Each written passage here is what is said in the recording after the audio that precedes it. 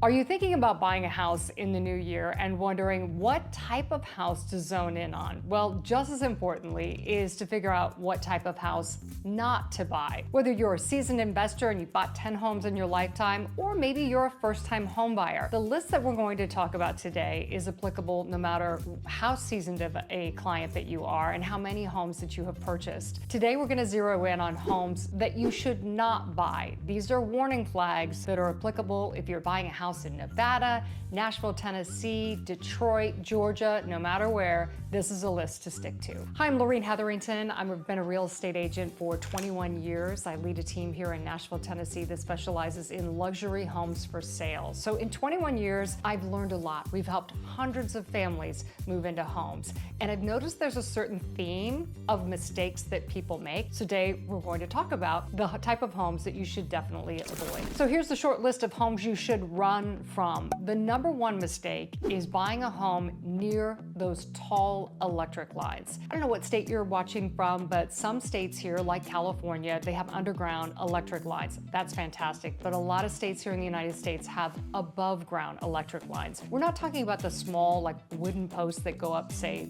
20 to 30 feet. We're talking about the large transformer type of electric lines. You'd see them literally in the movie Transformer. Those are the electric lines that are not only a serious eyesore, but have some real serious health implications along with them. So if you are looking at a house, and I've seen them time and time again, literally there's an electric line on someone's property, and if not on it, right next door. So if it's on the property that you're looking at, or if you can even see it from the home that you're considering, you need to just get back in your car and find another house, because that's just going to be a huge headache down the road. And most importantly, it's a negative that you can never change. The second home you should avoid are homes with weird easements. What is an easement? Well, an easement is a legal right that allows someone to use your property without owning it. It is very typical, no matter which state you're watching from, to have some sort of an easement on a property. Usually they're in the back of the home, on the very edge of your backyard. It's usually a utility easement or a water line easement, or sometimes sidewalks have easements as well, because sidewalks are right of way. Anyone can walk on your sidewalk in front of your house. But it's mostly important to look for those big easements, such as a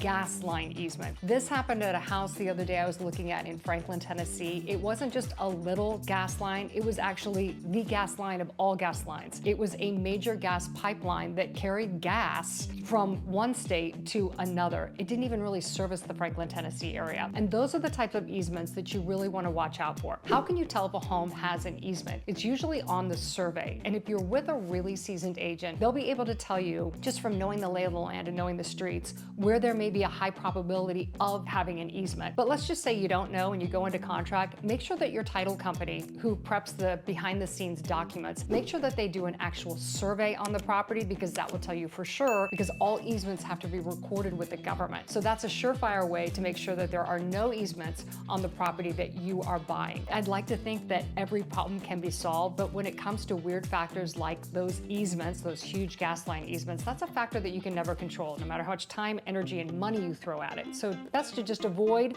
weird easements. You also want to avoid homes on a busy street or backing to a busy street. That's again a huge negative red flag, and it's about noise, it's about traffic lights, and it's really also a safety thing. If you have little kids, it's just one more road to worry about. The way you can tell if a street is going to be a busy street is simply looking at the size of it. If it is a wider street than normal, that means that it was built to accommodate more traffic. So it's literally as simple as looking at the length of a street compared to the other streets around the neighborhood. Another telltale sign, if it's got a double line, if it's got a turn lane, if it's got a speed bump, that is your number one clue that this is a busy road. More and more we're starting to see in the neighborhoods, municipalities put out speed light warnings. So they'll actually calculate how fast you're going. And if that's on the street right next to your house, it's a telltale sign that this is a busy street. You also want to look at traffic patterns. So if your street is near a school, is it a cut-through street? I had this happen the other day day, we were looking at a house, my buyers loved it, but we were looking at it in the morning right before school. And guess what? There were tons of teenagers, and I love teenagers, but they're not the best drivers because they're learning. They were racing to school and taking this. This street was an actual cut through. So if you are buying next to a school, make sure that that street is not one where a lot of soccer moms are going to be racing to drop their kids off at the last minute, or more importantly, teenagers racing to high school. That is a sign that it's going to be a busy street. So avoid those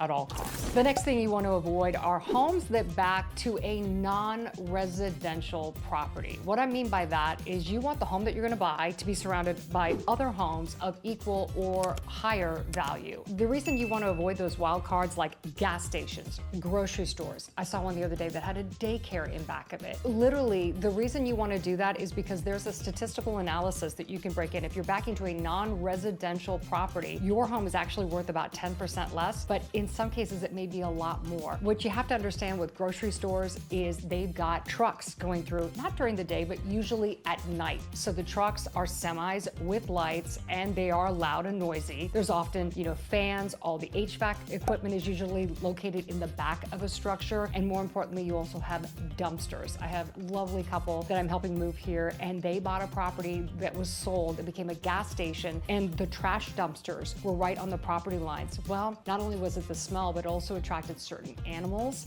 So it was just very problematic. So what you don't want to do is buy next to a non-residential property. The two exceptions are homes near parks. I'm a huge park person, love parks. And while appraisers will not always statistically value a home higher because it has a park, there's just use of enjoyment. And you also don't have a neighbor on one side. You've got a park, so that's a huge bonus. Another one is also if you live next to a school. So a little bit of a wild card with that. I had a buyer once that bought next to a baseball field. That was perfect for them because their kid was in baseball, but during the summer with the bright lights showing on the field and it was noisy and there was more traffic, it wasn't the quietest neighbor, but it was perfect for them. When you buy next to a school, 9 times out of 10, it is actually a good thing. Moms love it. I know I lived close to an elementary school when my kids were there, and I loved having my kids just walk to school and not having to cross the street. So 9 times out of 10, backing to a school, as long as it's a great school, is really a great thing. Next thing you want to avoid are homes with weird backyards. What's a weird backyard? Well, how is the house placed on the dirt? So some homes, I was looking at a home the other day, my buyers were obsessed with it, but the home had a huge deck on back and then it backed up to the side of a home. So they had zero lawn, and what lawn they did have back to the side of a house. I'm like, that's why the home hasn't sold for 2 years and is now going to auction. It was $900,000 in a neighborhood of 1.3, and they were obsessed with it. They were like, this is a great value. I'm like, no, it's not a great value. That's why it's been for sale for 2 years, is because it has a weird backyard that you can never ever change. So thankfully they passed. Another type of weird backyard that we see a lot here in the Nashville, Tennessee area, because we have a lot of rolling hills, are properties that have lawns that go slant down, or worse yet, slant up toward the house. The reason that is a big deal is because primarily of drainage. You always want water to be flowing down the roof into gutters and downspouts and away from the foundation of your home. When it's got a weird slant up or down, usually the water is just affected by just the natural topography of that house. So avoid huge slants down. Also, it's really tough if you have kids. You can't kick a soccer ball around on a steepy backyard, or when it's slanting up toward the house, again, problematic when it comes to drainage. So avoid those at all costs. Homes with foundation structural issues. When you're out looking with your agent at houses, sometimes it's hard if there's just a crawl space to actually get in and look at the entire perimeter of the basement or the crawl space. Because sometimes either there's not time, or you're looking at the house when it's dark, there's not adequate lighting in the basement, but your inspector is definitely going to be able to get into the crawl space or the basement and get in and look for structural problems. It gets a little tricky when you do actually have a basement in a home and it's drywall, because you can't see behind the wall. Really good inspectors have what's called moisture testers. So they'll actually run that moisture tester up against the walls to just try to detect if there's more moisture than normal behind the drywall. You can also take a look at the baseboards. If there is signs of water damage on a baseboard, if you look a little harder, sometimes there's actual bowing in a drywall in a finished basement. So these are telltale signs. The reason buying a home with structural problems is a problem is A, it's expensive, and B, it is really a lifelong decision disclosure issue. So fixing a bad basement can cost anywhere from $7,000 to $40,000. So it's a huge expensive fix. But once you get it fixed, which is amazing, I personally believe that there is a lifelong responsibility of you while you own that home and for owners down the road to actually disclose that you did significant work on the basement. And some buyers, despite the fact that it's fixed, are gonna have a hard time wrapping their arms around it because it's a negative and it's a flag on the property and it's a blemish. So I personally say if it's got structural issues, even if it's fixed, just go get in your car and find another house. Another home to avoid are homes with water issues that have been undiscovered for a significant amount of time. This is what I'm talking about. In the old days, 10, 15 years ago, where we had a lot of foreclosures, what happened is the homeowners were unable to afford the mortgage. They would walk away, the electric would be shut off, it would get cold at night, and the pipes would burst. Well, since the bank didn't really have the right to go into the house, sometimes that water, the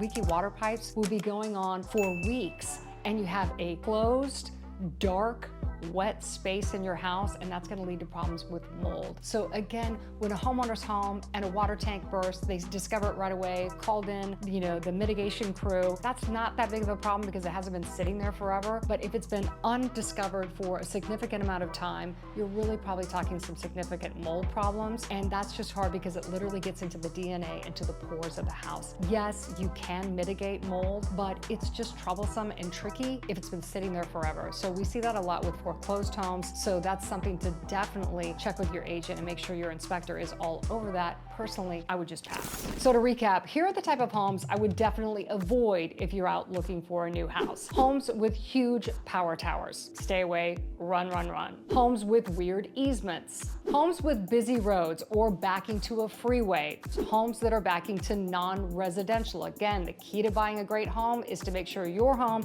is surrounded by other homes of equal or higher value. Homes with weird backyards, homes with basement or structural problems, and homes that have had water issues that have been lingering for a long time undiscovered. It's going to lead to mold and health problems down the road, and you definitely want to avoid those homes. If you have just been joining us for the very first time, we're so grateful you took a couple of minutes to talk with us. We lead a team of luxury agents here in the Nashville, Tennessee area. So if you're considering a move to Nashville, Tennessee, please go ahead and check out our team website. Happy to get on a call at your convenience to talk about the area, maybe a few neighborhoods that you want to zone in on. And then when you've decided that perhaps Nashville is going to be your new home, we'd love the opportunity to book a time with you to actually take you out and help you discover some great neighborhoods to help you find the perfect home. We are all about helping you buy a house, get a fresh start, and live your best life yet. Thanks so much for joining us, and we'll see you next week.